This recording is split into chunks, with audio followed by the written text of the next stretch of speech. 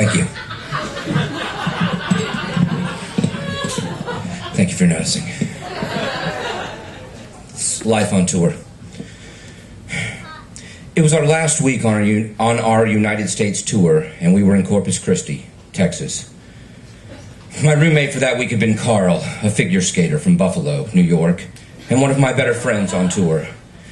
He had gone out drinking that night, and I had gone to bed.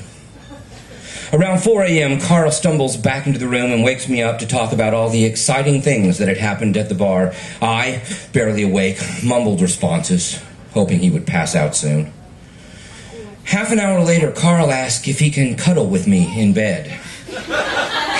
I was taken aback, but eventually agreed, mainly because I knew it would shut him up, and at that point, I would have agreed to mass genocide if it meant I could go back to dreamland. And they also knew I would tease him relentlessly about it later. I woke up around 8 a.m. Carl had left the blinds open to our patio, and it was quite bright. I rolled over and got a face full of naked Carl in my bed. I rolled back over and began to freak out. Okay, he was wearing clothes when he got in bed, and I am still wearing clothes. Okay, good. I lay there for a good minute thinking about what to do next, all while trying not to think about his drunken ass sweat all over my sheets. I got up and started to grab clothes to shower when I noticed my clothes were wet. All of them. I had heard stories from many of the boys on tour about how they got so drunk that they pissed in their roommates' or their own suitcases.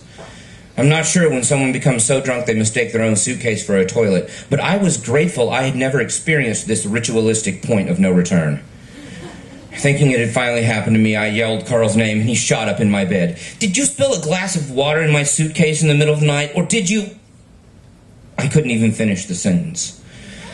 It took him a second to realize what I was implying. I didn't, did I? I don't know. It was around then he also realized he was naked. That day I made Carl do all my laundry and had housekeeping change my sheets. We never figured out if it was urine or not. At that point, I didn't want to know. I decided that would also be the last time I would live with Carl on tour. I wonder what will happen on tour in Asia.